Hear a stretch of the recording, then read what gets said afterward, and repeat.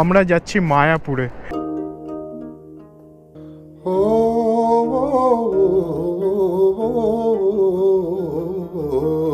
এখানে ওভারটেক করাটা একটু চাপের হয়ে যাক। Welcome to heritage of Nabadwip.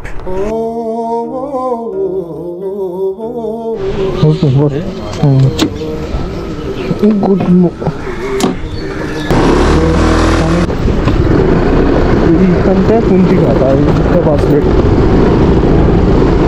Good morning সবাইকে, আর একটা নতুন ফ্রেশ ব্লগে ওয়েলকাম।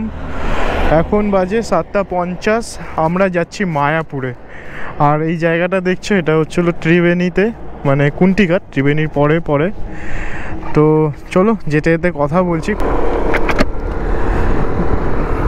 তো এই হলো আমাদের আজকে জার্নি, একটা নতুন রুট, নতুনভাবে যাবো নবদ্বীপে। এখান থেকে 61 কিলোমিটার দূর আর কি। মানে চন্দননগরে ঠাকুর দেখেছি কালকে রাত্রিবেলায়, আর আজকে সকালবেলায় তোর বাড়ি থেকে আমি যাচ্ছি মায়াপুরে, ও আর আমি দুজনে মিলে।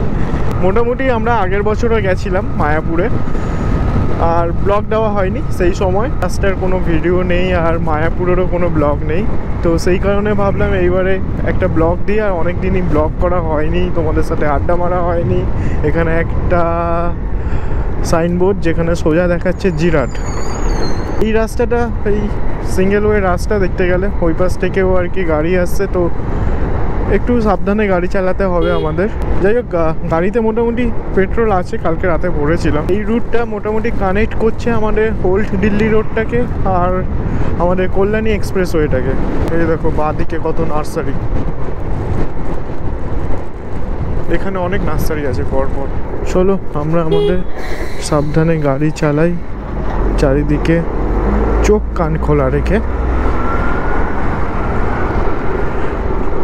সামনে কোনো চায়ের দোকান পেলে দাঁড়াবো, টুকটাক কিছু খেয়ে নিই। সকালবেলা কিছু খেয়ে বেরোয়নি। অ্যাকচুয়ালি আমরা বেরোনোর প্ল্যান ছিল 5:30টার সময়, তবে এখানে ঠান্ডাটা একটু আগে পড়ে যায়। তাও আগে খুব একটা নয় আর কি। এখন নভেম্বরে, আজকে দেখতে গেলে 2 তারিখ, ওখানে থেকে আগে পড়ে। আমাদের ওখানে তাও একটু সোয়েটার পরতে লাগে না, বাট এখানে হালকা আমি একটা জ্যাকেট পরেছি। আমরা এসে গেছি এখন জিরাট।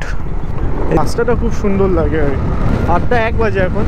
আমার গাড়ির একটা মেন প্রবলেম যেটা হচ্ছে স্পিডোমিটারটা মাঝে মাঝে কাজ করে না, কারণ ABS এর ওই ওয়্যারটার কিছু প্রবলেম হয়েছে। আর আরেকটা প্রবলেম হলো এই ট্রিপ মিটার যে জিরো করতাম, ওই সুইচটায় কিছু প্রবলেম হয়েছে। তো ওটা অনেকক্ষণ প্রেস করলে হয়, বাট মাঝে মাঝে হয় না। দুটো জিনিস আমাকে চেক করতে হবে। এবারে যে মোবাইল হোল্ডারটা লাস্ট কিনে লাগিয়েছিলাম, 1 বছর হতে যায় প্রায়, খুবই ভালো এই হোল্ডারটা।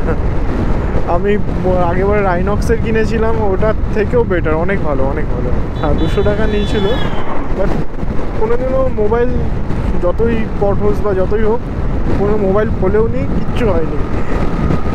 আর খুব স্টেবল আর কি এটা। আশেপাশে অনেক খাবারও হোটেল আছে, ব্রেকফাস্ট করতে হবে, খিদে পাচ্ছে এবার। জিরাট ক্রস করে নিয়েছি, আর সামনে একটা সাইনবোর্ড আছে, তোমাদের বলে দিই। কালনা দেখাচ্ছে 19 কিলোমিটার, পান্ডুয়া বাঁদিকে থেকে 16 কিলোমিটার। তো আমাদের নবদ্বীপটা কালনা ক্রস করে মোটামুটি সোমনাথের বাড়ি থেকে 61 কিলোমিটার দেখাচ্ছিল তোমার নবদ্বীপ জেটিঘাটটা। আর নবদ্বীপ জেটিঘাটেই আমরা স্কুটিটা রাখবো, আর ওখান থেকে আমরা লঞ্চে করে যাব মায়াপুর ইসকন। এখানকার রাস্তাটা খুবই ভালো, তো ভুলভাল কোনো তোমার স্পিড ব্রেকার নেই, পটহোলসও নেই। তো একটা প্রবলেম হলো এই তোমার সিঙ্গেল ওয়ে রাস্তা, শুনে একটু ওভারটেক করতে হবে, বাকি খুব ঠিক আছে রাস্তাটা। তোমরা এখান থেকে আসতে পারো, এটা দুদিক থেকে কানেক্ট হচ্ছে। একটা হলো তোমার পুরনো দিল্লি রোড, যেটা আমাদের ডানকুনি থেকে ডান দিক থেকে বেঁকে যায়। আরেকটা হলো তোমার কল্যাণী এক্সপ্রেসওয়ে একদম শেষ মাথা বলতে পারো, যেটা এখন একটা ব্রিজের কাজ চলছে তোমার ওই ত্রিবেণী বা বাঁশবেড়িয়ার সাথে কানেক্ট হচ্ছে। চা খাওয়ার দোকানটাও না এই দিকটাই আছে, এসে গেছে, মানে ভালো চায়ের দোকান আছে, সেখানে আমরা চা খাবো এখন। আর আগের বছরও আমরা ওখানে গিয়ে দাঁড়িয়েছিলাম, আর সেই সময় ফাটিয়ে ঠান্ডা ছিল, ফিরছিলাম সেই সময়টা। চায়ের ভাঁড়ের যে গরমটা, ওইটা এখনো মনে আছে আমার, কারণ এত ঠান্ডা ছিল। চা খাওয়া কমপ্লিট আমাদের। এটা খুব ফেমাস দোকান, নামটা দেখেছো? আকাশ হোটেল। চলো যাওয়া যাক। এখান থেকে আর 38 কিলোমিটার দেখাচ্ছে নবদ্বীপ জেটিঘাটটা। মোটামুটি মেঘলা করেছে, বৃষ্টি হবে হবে মনে হচ্ছে, কালো মেঘ হয়ে গেছে। গুগল আমাদের 1 ঘন্টা টাইম দেখাচ্ছে পৌঁছানোর, 38 কিলোমিটার ডিস্টেন্স। আর চা খেলাম, সামনে কোনো পরোটা বা কিছু দোকান থাকলে খেয়ে নেবো, ব্রেকফাস্ট করে নেবো। সোজা চলে যাচ্ছে কালনা, আর ডান দিকে যাচ্ছে গুপ্তিপাড়া স্টেশন।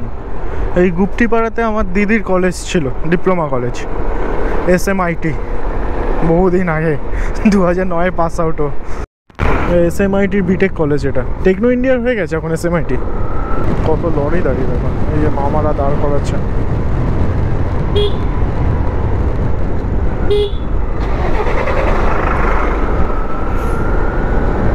কাটোয়া এখান থেকে 69 কিলোমিটার, আর Nabadwip 38 kilometre.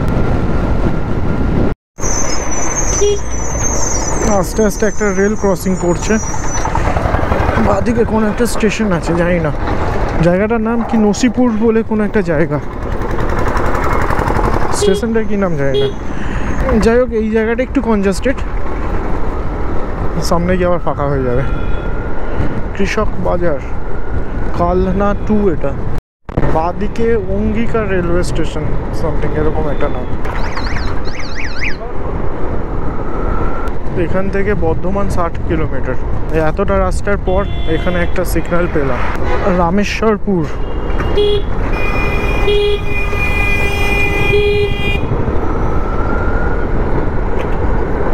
Kalna bus stand এইটা,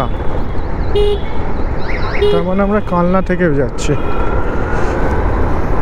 ছোটোবেলায় মনে আছে, দিদির যখন হোস্টেলে থাকতো, ওর খুব শরীর খারাপ হয়েছিল একদিন, মানে ওদের হোস্টেলে খাবার খেয়ে যতটা সম্ভব, ঠিক মনে নেই।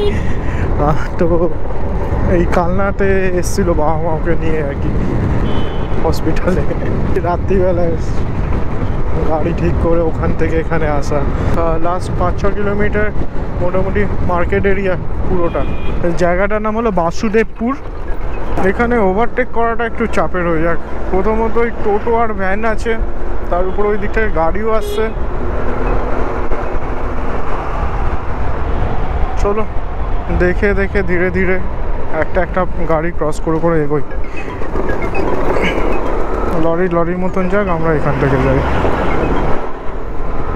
এখানে গাড়ির স্পিড লিমিট 50। সামনে একটা সাইনবোর্ড আছে, তোমাদের বলে দিচ্ছি দাঁড়া। ধাত্রী গ্রাম এটা, কাটোয়া 57, কৃষ্ণনগর 33, বাদিকে চলে গেলে বর্ধমান, যেটা 52 কিলোমিটার। মেঘের যা অবস্থা, যখন তখন আর কি বৃষ্টি শুরু হয়ে যেতে পারে। মনে হয় যে রেনকোট নিয়ে এসেছি।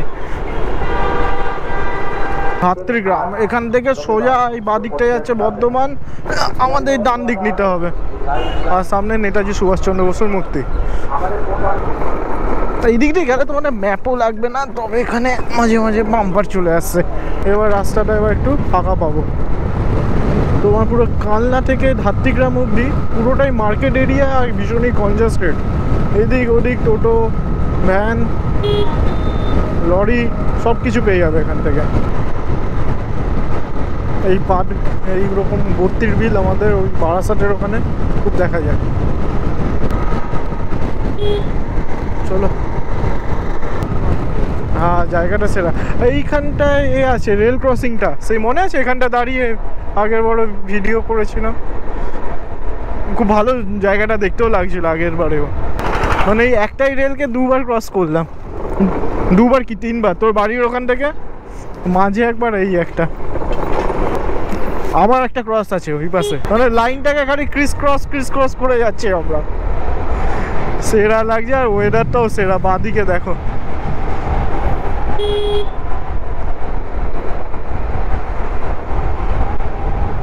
জায়গাটার নাম হলো মেদগাছি। ব্রিজ আছে, চলো। নান্দাই সেতু, নান্দাই।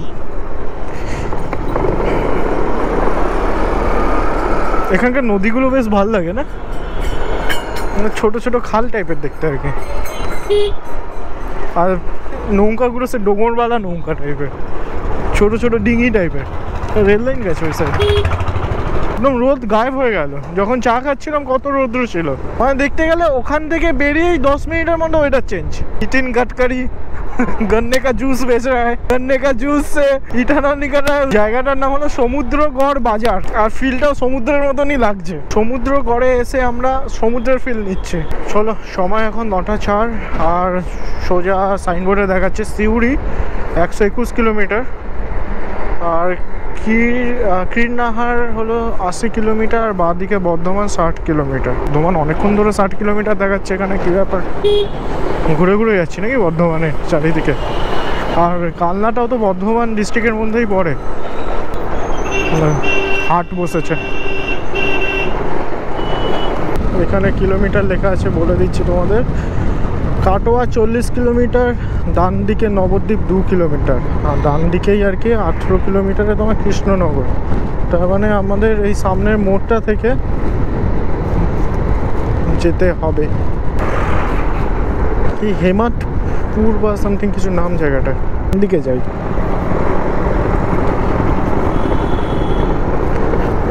এই সোজা রাস্তা ছেড়ে এবার আমরা প্রপার নবদ্বীপের রুটটায় ঢুকলাম। চলো রেল লাইন ক্রস করি। লাইনটা 4 বার ক্রস করলাম। এই কাটোয়ার লাইনটা, বাদিকে একটা স্টেশন পড়ে, নবদ্বীপ ধামমনা স্টেশনটা। সোজা যাবো তো নাকি? তো পরোটা খেয়ে নে ফার্স্টে। এই তো চলো কচুরি খেয়ে তারপর বেরোই। এসে গেছি প্রায়। ওটা আমাদের ব্রেকফাস্ট কমপ্লিট, আর গরম লাগছে বলে জ্যাকেটটাও খুলে দিলাম। আর বেশি দূর না, মোটামুটি 10-15 মিনিট লাগবে হয়তো। আর যেটা নবদ্বীপ ঘাটে, ফেরিঘাটটায় বস। ভালো ছিল তরকারিটা, আর মিষ্টির দোকানে কচুরির টেস্ট একটু আলাদা হয়। সব কিছু কমপ্লিট। এবার একদম নদী ক্রস করে ইসকনের মন্দির। রোদ্দুরটা নেই বলে চালিয়ে বেশ আরাম লাগছে। Welcome to heritage of Nabadwip. এই গেটটা পড়বে আর কি। সোজা বেরিয়ে যেও না, আমি ভুল করে সোজা চলে যাচ্ছিলাম।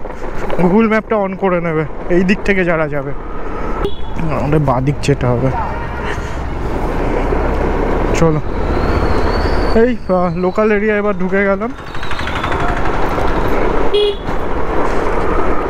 আগের বারে যখন গেছিলাম মানে ওই পাশে কোনো রাস্তাটা দিয়ে।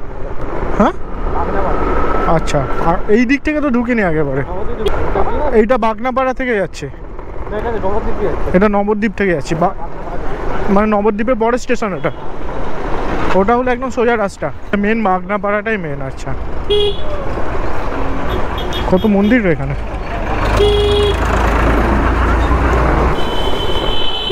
এসব মঠ এইগুলো। রেল ক্রসের পর একটু এগিয়ে যে গেটটা দেখালাম তোমাদের, বড় গেটটা নবদ্বীপের, ওখান থেকে 3 কিলোমিটার আর কি ওই ঘাট, নবদ্বীপ ঘাট, যেখান থেকে আমরা ফেরি ক্রস করে মায়াপুর যাব। 10 মিনিট লাগবে যেতে। ঠিক আছে, নবদ্বীপে সেই গলিগালা রাস্তাগুলো, দুদিকে বাড়ি আর মাঝে রাস্তা, আর চারিদিকে টোটো ভর্তি। 9:30 বাজে। কোন দিকে, বাঁ দিক না ডান দিক ঢুকবো? তারপর সোজা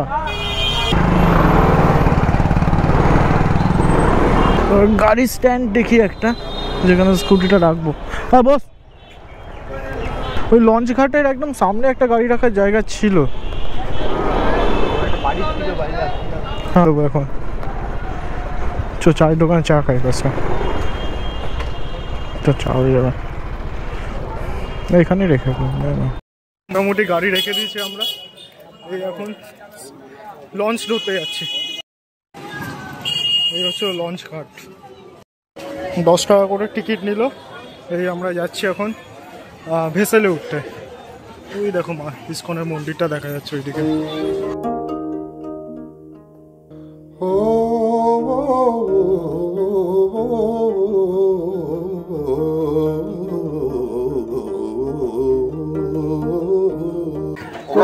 মায়াপুর লঞ্চ ঘাটে নামলাম, লোকজন নামছে না।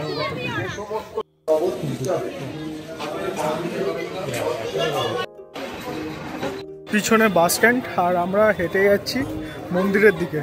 কতক্ষণ লাগে হাঁটতে এখান থেকে? 10 থেকে 15 মিনিট লাগে। 10টায় বাস দিয়ে চলো। যাই মন্দিরে ঢুকি।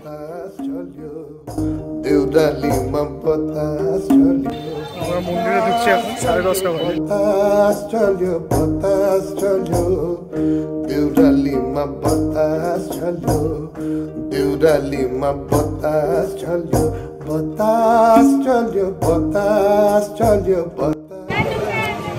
এই মন্দিরে আমরা গেলাম, তবে ফোন নিয়ে যেতে দিল না। যে মন্দিরের ভিতরে যে বাস স্ট্যান্ড, WBTC-র এসি বাসও আছে ওখানে, SBS না WBTC-র স্ট্যান্ড। দেখতে গেলে তোমরা বাসে করেও আসতে পারো, একেবারে মন্দিরের ভিতরে ঢুকিয়ে দিচ্ছে এই WBTC। এই এদের যেই হলিডম গেস্ট হাউসগুলো আছে এই সাইডে এদের বাস স্ট্যান্ড, একদম মন্দিরের ভিতরে। টিকিট 100 টাকায় দুজন। আমি আর যাব এই মন্দিরটা 11টার সময় এন্ট্রি হবে আর কি, তো 100 টাকায় দুজনের। তো চলো, প্রথমবার আর কি বড় মন্দিরে এন্ট্রি করছি আমরা।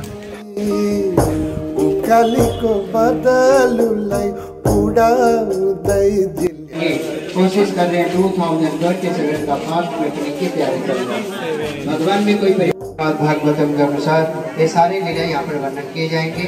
रियल में जो मार्बल्स आप देख रहे हैं, जो व्हाइट मार्बल्स ये विदेश से आए, Vietnam, green marbles, red marbles, Italy, granite, Spain, south America, India, अलग अलग कंट्री से आए।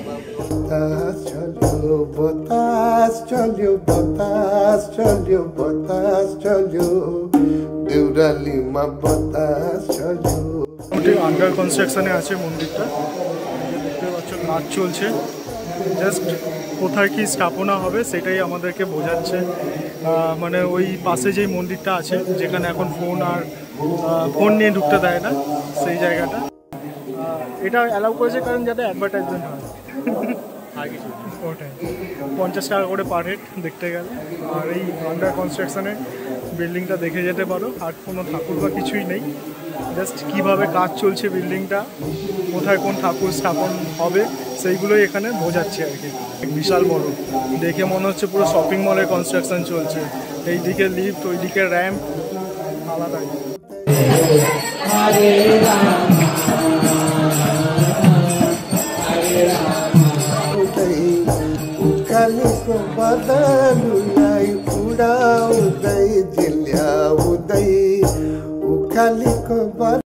দশ টাকায় টিকিট কেটে নিলাম। মোটামুটি আমাদের ইসকন ঘোরা কমপ্লিট। আর ভাল লাগছে না, ওখানে ভোগ খেলাম না, বাইরে যাই। সামনে লঞ্চ দাঁড়িয়ে আছে, এই আর কি। নবদ্বীপে যাই, আর দেন ওখান থেকে আমরা স্কুটিটা নিয়ে বেরিয়ে যাব সোমনাথের বাড়ি। চলো, এখন 12:51 বাজে। আমরা বেরিয়ে যাচ্ছি এই নবদ্বীপের ঘাটটা থেকে। এখানেই পার্কিংয়ে রেখেছিলাম, এই চায়ের দোকানে বলে 10 টাকা নিল। এখানেও তোমরা এসে গাড়ি ফাড়ি রাখতে পারো। চলো বেরিয়ে কথা বলছি। মোটামুটি মেঘলাই আছে ভালো। বাঁ দিকে যাই, এখানে একটা পুরনো সিনেমা হল আছে, বন্ধ হয়ে গেছে সিনেমা হলটা, ওর সামনেই পার্কিংয়ের জায়গাটা। প্রচুর মন্দির আছে আশেপাশে এলাকায় অনেক। তোমাদেরকে আর কি বলবো, এগুলো তো আমাদের কাছাকাছি এলাকার মধ্যেই একটা ট্যুরিস্ট স্পট। দুজনে একটু ঘুরলাম।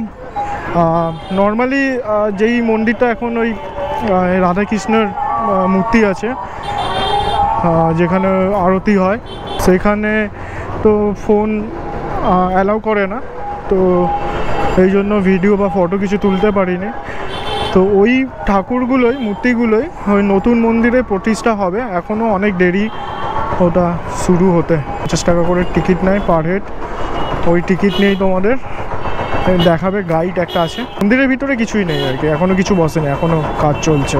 দেখো এখানে সব জামা কাপড়ের দোকান, সব কিছু পাওয়া যাচ্ছে, বালিশ থেকে শুরু করে সব, সোনা গয়না। রাধারমন বাগ, কত বড় মন্দির দেখা যাচ্ছে।